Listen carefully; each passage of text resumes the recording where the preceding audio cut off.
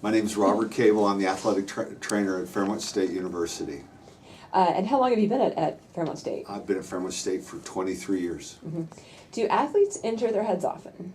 Oh, absolutely. It's becoming more and more a concern for us because of the studies that have been done over the last 4 or 5 years. So yes, and athletes do it, not just football players. Right. And what can you maybe describe some of the contexts in which they hurt their heads? Well, there's actually two things. One is certainly a direct blow. You fall, you hit your head, somebody hits you while you're playing a football game. There's also something called a contre-coup injury, where it's a lot like a whiplash that would occur in a car accident, where you're hit on one side and the brain is actually sloshed against the opposite side of the skull by the force. Mm-hmm. So there's two different ways that you can get it. Are the trainers able to immediately recognize when something has happened, or do you have to rely on the athletes to come to you and say, hey, I've been hit? Well, it's both. I mean, you know, because we're around the athletes all the time, we learn to see what's right and what's wrong with an athlete. And obviously, the better you know an athlete, the more you're aware of them acting abnormally.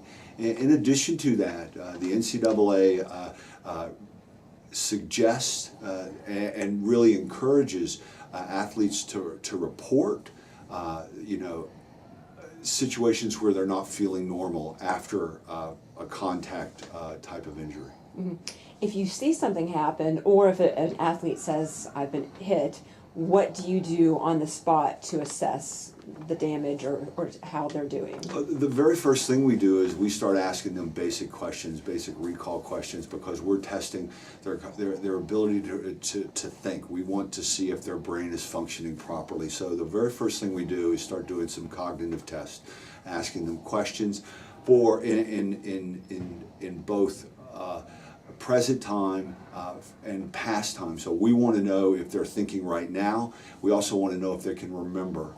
In addition to that, we do some basic physical tests. It's basically a drunk test. Can you touch your fingers to your nose? Can you stand with your eyes closed? Things of that nature, just to see if their physical and their cognitive senses are working properly. If not, then what's the next step? Well, the next step obviously is to pull them out of the game, and that's when our doctors become involved. Our doctors are a key component of this whole process. Once we identify things, then the doctors come in, and then they start assessing and seeing where they think they're at, and then we work with the doctors. Mm-hmm. How often have you seen athletes be out, because of a concussion? Quite often. I mean, and it's becoming more of a common thing. Like I said, the NCAA, they're educating athletes more. So we're seeing it more because they're more aware of it, and they're making us more aware of it. The days of, oh, it's a ding, you'll be all right, you get back in there, are gone. It's all over. Now we're looking, particularly at this level, we're looking at long-term effects for these kids. I tell our athletes all the time, when you leave, we want to make sure you leave no worse for the wear and tear. Well, certainly the concussions are something that we're real concerned about as far as wear and tear, because it's something that you don't see.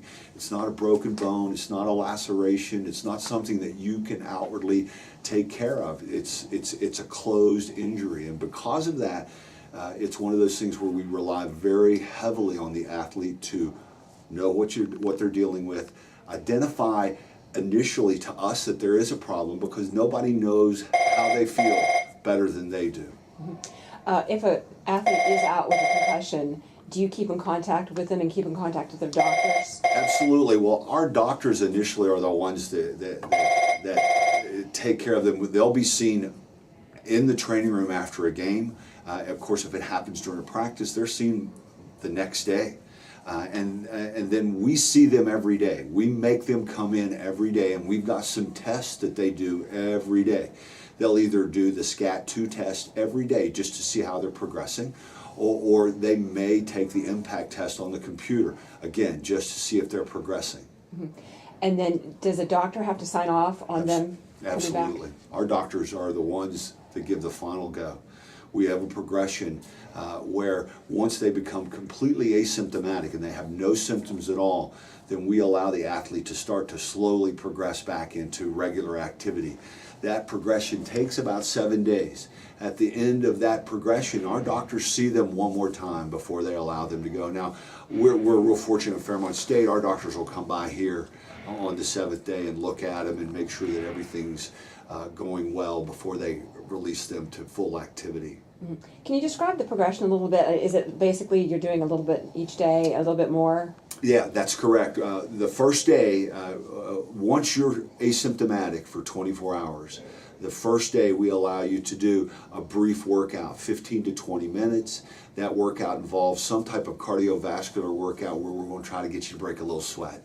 In addition, we'll have you do some workout where we change the level of your head, something like a squat thrust or a push-up or something to where you're going up and down so that the level of the head is changing. If you have no symptoms for 24 hours after that, then we'll progress you to a little bit more strenuous activity, making you do a little bit more cardio stuff, making you do a little bit more change of level of stuff, actually making you do some running and some cardiovascular stuff that really puts some stress on you.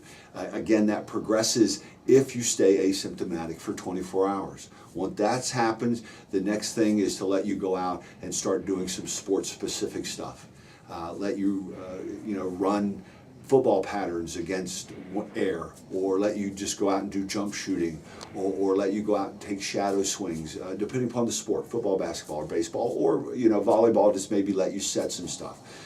If you make it through those 24 hours without anything, then we let you increase that activity to where now you're doing it with a little resistance. The final stage is to actually go through an entire practice without any symptoms, and if you get through that and you have no symptoms after that for 24 hours, then for the most part the doctors are going to release you and allow you to return to play.